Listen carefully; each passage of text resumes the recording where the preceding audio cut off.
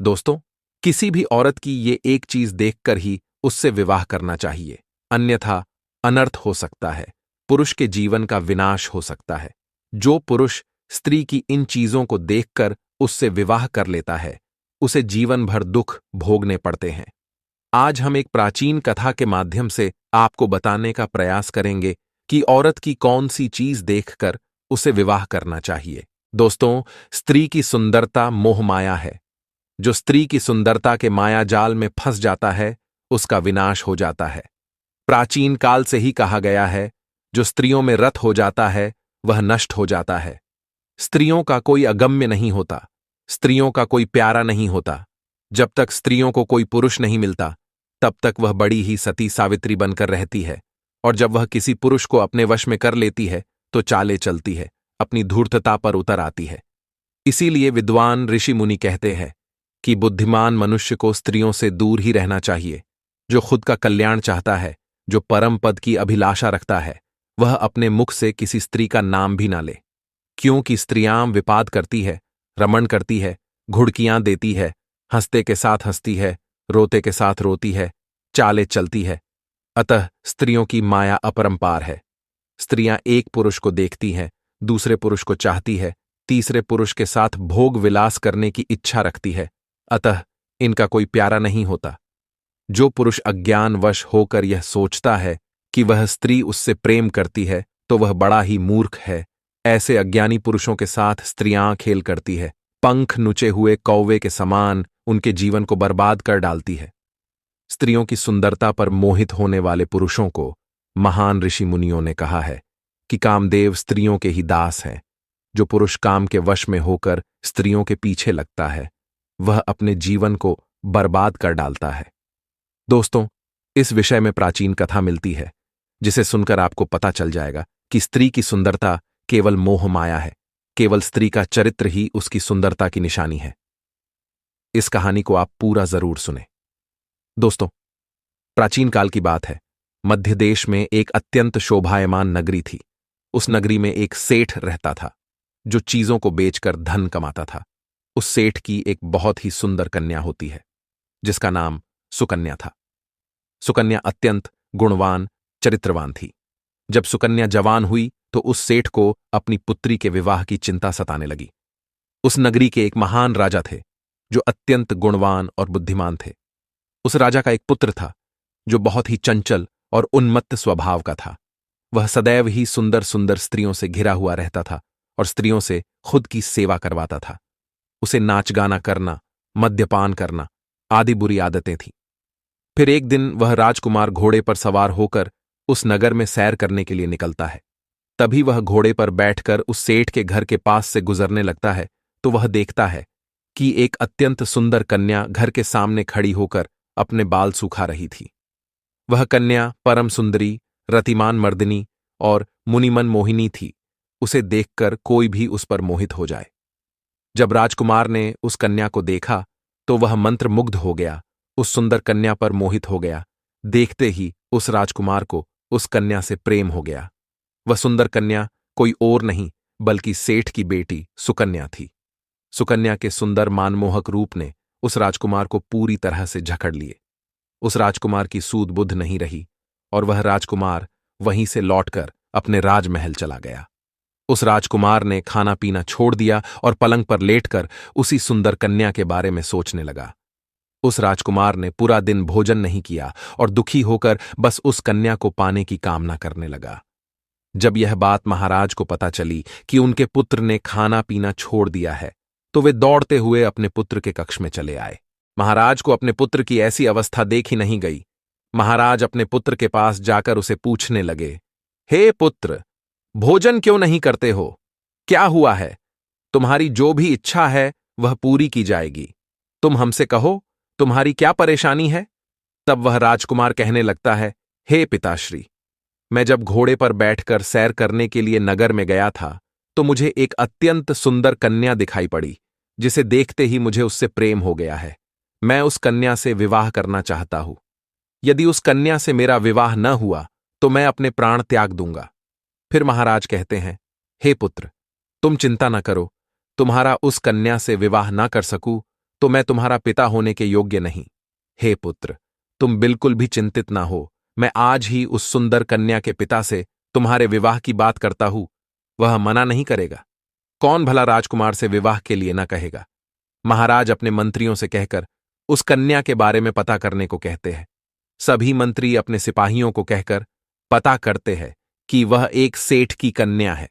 फिर सभी मंत्री महाराज को उस सेठ के बारे में बताते हैं, तो महाराज उस सेठ को राजमहल में बुलाने के लिए कहते हैं। जब वह सेठ राजमहल में आता है तो महाराज उस सेठ से कहने लगते हैं, हे सेठ, हमारे राजकुमार को तुम्हारी कन्या से प्रेम हुआ है, वह तुम्हारी पुत्री से विवाह करना चाहता है। ये बात सुनते ही वह सेठ बहुत प्रसन्न हुआ और कहने लगा, हे महाराज, यह तो मेरा सौभाग्य है कि राजकुमार को मेरी पुत्री पसंद आई है। मेरे लिए यह बड़ी खुशी की बात है। मैं अभी घर जाकर अपनी पुत्री को यह खुशखबरी सुनाता हूं और उसकी इच्छा पूछकर आता हूं। इतना कहकर वह सेठ चला गया और घर जाकर उसने अपनी पुत्री सुकन्या को यह सारी बात बता दी। सेठ कहने लगा, हे पुत्री, तुम धन्य हो, साक्षात लक्ष्मी की कृपा हुई है तुम्हारे ऊपर। आज मेरे जीवन की सारी चिंताएं समाप्त हुई हैं, क्योंकि राजकुमार को तुम पसंद आ गई हो और वे तुमसे विवाह करना चाहते हैं। इतना सुनकर सुकन्या आश्चर्य में पड़ जाती है और उसे सारी बात समझ में आती है। सुकन्या को पता होता है कि राजकुमार को उससे प्रेम नहीं है, बल्कि उसके सुंदर रूप से प्रेम हो गया है और वे उसके सुंदर रूप को पाना चाहते हैं। फिर सुकन्या अपने पिता से कहती है, हे पिताश्री, यदि आपको भी यह रिश्ता पसंद है तो मुझे भी पसंद है। मैं आपकी आज्ञा का पालन करके राजकुमार से विवाह कर लूंगी, किंतु मुझे राजकुमार से एक बार मिलना है, इसीलिए आप जाइए और राजकुमार से कहिए कि वे अगले सोमवार को मिलने के लिए आ जाएं, और वे चिंता ना करे, मैं उनसे विवाह अवश्य करूंगी। वे सब चिंताओं का त्याग करके भोजन ग्रहण करे। फिर वह सेठ राजमहल में जाता है और यह खबर राजकुमार को सुनाता है। फिर वह राजकुमार बहुत प्रसन्न हो जाता है। इधर सुकन्या अपने घर के नौकर से कहकर जमाल गोटा मंगवा कर लाती है। वह उस जमाल गोटा को भोजन में डालकर खा लेती है। फिर क्या, सुकन्या को दस्त पर दस्त होने लगे। जो दस्त होते उसे वह एक सुंदर पीतल की बाल्टी में भरकर रखती थी और उस पर रेशमी कपड़ा डालकर ढक कर रख देती थी। ऐसा उसने प्रतिदिन किया। वह रोज जमाल गोटा खाकर भोजन करती और फिर दस्त पर दस्त होने पर अपनी विष्ठा को वह पीतल की बाल्टी में भरकर उस पर रेशम का कपड़ा बिछाकर रख देती थी। देखते ही देखते कुछ ही दिनों के अंदर 30-40 बाल्टी भर के विष्ठा जमा हो गई और उसने उन सभी बाल्टियों को एक लाइन में रख दिया। जुलाब के कारण सेठ की कन्या की हालत बहुत खराब हो गई। उसका चेहरा सूख गया, उसके गाल बैठ गए, उसका चेहरा किसी भूतनी की तरह दिखने लगा। उसे देखने से नफरत होने लगती थी। फिर उस सेठ की कन्या ने एक टूटी हुई चारपाई पर गुड्डी बिछा दी और उस गुड्डी पर उसने थोड़ा सा पाखाना छिड़क दिया, जिस कारण से उस गुड्डी से बहुत ज्यादा गंदी बदबू आने लगी। फिर वह सुकन्या उसी चारपाई पर सो गई। इतनी तैयारी करने के बाद सुकन्या ने अपने पिता को बुलाया और कहा, हे पिताश्री, आज सोमवार है। आज ही के दिन मैंने राजकुमार को बुलाया है, इसीलिए आप जाइए और उस राजकुमार को बुलाकर लेकर आइए। फिर वह सेठ राजमहल जाता है और बड़े प्रेम से उस राजकुमार को प्रार्थना करने लगता है, हे राजकुमार, आज ही के दिन मेरी पुत्री ने आपको मिलने के लिए बुलाया था। कृपया आप हमारे साथ चलिए। वह राजकुमार तैयार होकर ही बैठा था। वह बड़ी बेसब्री से इस दिन का इंतजार कर रहा था। वह उस सेठ की कन्या से मिलने के सपने देख रहा था। अब उसका मन बेचैन था और वह शीघ्रता से उस सेठ की कन्या से मिलकर उसे बाहों में भरना चाहता था, उस पर प्यार लुटाना चाहता था। उस राजकुमार के मन में सुकन्या का रूप झलक रहा था। वह बार बार सुकन्या के सुंदर रूप को याद करके प्रसन्न होने लगा था। वह उसे आलिंगन देने की कल्पना भी कर रहा था। फिर वह राजकुमार उस सेठ के साथ उसके घर पर जाता है। वहां उस सेठ की पुत्री सुकन्या राजकुमार का इंतजार कर रही होती है। जैसे ही राजकुमार उस सेठ के घर में घुसता है तो उसे बहुत ही गंदी बदबू आने लगती है। उस गंदी बदबू से उसका दिमाग सड़ने लगा, लेकिन उसे सुकन्या से बहुत प्रेम था, इसीलिए वह चुप रहा और कुछ न बोला। वह अपनी नाक पर हाथ रखकर घर के अंदर चलने लगा और वह उस पलंग के पास जा पहुंचा जहां पर वह सुकन्या लेटी हुई थी। जैसे ही राजकुमार ने सुकन्या को देखा, उसके पैरों के नीचे की जमीन खिसक गई, उसके पसीने छूटने लगे। सुकन्या का भूतनी जैसा रूप देखकर वह राजकुमार एकदम से घबरा गया। फिर वह सुकन्या पड़े पड़े ही बोली, राजकुमार, आप आ गए। अगर आपको मुझसे प्रेम है तो मैं आपकी सेवा में मौजूद हूं। आपकी जो इच्छा है वह आप कीजिए। मैं आपसे विवाह करने के लिए तैयार हूं। किंतु अगर आपको मेरी सुंदरता से प्रेम है तो वो देखिए, उन पीतल की बाल्टियों में मेरी सुंदरता भरी हुई है, आप उसे ले लीजिए। राजकुमार कुछ मूढ़ था और सुकन्या की बात सुनकर वह उन पीतल की चमकदार बाल्टियों से रेशमी कपड़ा हटा देता है तो उसमें सड़ा हुआ पाखाना नजर आता है, जिसे देखते ही राजकुमार अपनी नाक दबाकर वहां से भाग निकलता है। सेठ के घर से बाहर निकलकर वह तुरंत ही घोड़े पर बैठकर अपने राजमहल को चला गया। वहां पहुंचकर उसने चैन की सांस ली। अब उसे पता चल गया था कि यह संसार मोह माया है। जैसा दिखता है वैसा नहीं होता है। उसे संसार की और विषयों की असलियत मालूम हो गई।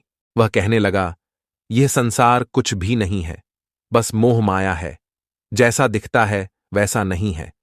जिस सुंदरता को देखकर मैंने खाना पीना छोड़ दिया था, मेरी रातों की नींद बर्बाद हो गई थी, मेरा सुख चैन सब कुछ खो गया था, वह तो कुछ ही दिनों में नष्ट हो गई।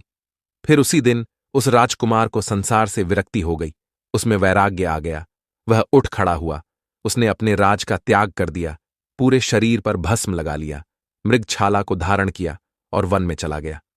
वन में जाकर वह परमात्मा की भक्ति में लीन हो गया। उसके अंदर से सब प्रकार के लालच, दोष, आसक्ति, मोह सब कुछ नष्ट हो गए और उसका अंतर्मन पवित्र हो गया। तो दोस्तों, शरीर की सुंदरता केवल बाहरी होती है, जिसे देखकर मनुष्य को कभी अपना मानसिक संतुलन नहीं खोना चाहिए। मनुष्य का अंतर्मन सदैव ही शुद्ध होना चाहिए, तभी उसे सामने वाले के मन की सुंदरता दिखाई पड़ती है। स्त्रियों के सुंदर रूप को देखकर उन पर कभी मोहित नहीं होना चाहिए। स्त्रियों के मन की परख करनी चाहिए। बाहरी सुंदरता तो कुछ ही दिनों की मेहमान होती है, जो बाद में नष्ट हो जाती है, किंतु मन की सुंदरता चिरकाल तक रहती है। तो दोस्तों, आपको यह कथा कैसी लगी कमेंट करके जरूर बताएं। जानकारी अच्छी लगी तो वीडियो को लाइक जरूर करें, कमेंट में जय श्री राम जरूर लिखें, साथ ही चैनल को सब्सक्राइब करें ताकि ऐसी ही रोचक जानकारी वाली वीडियो आपको प्राप्त हो सके। आप सभी का धन्यवाद।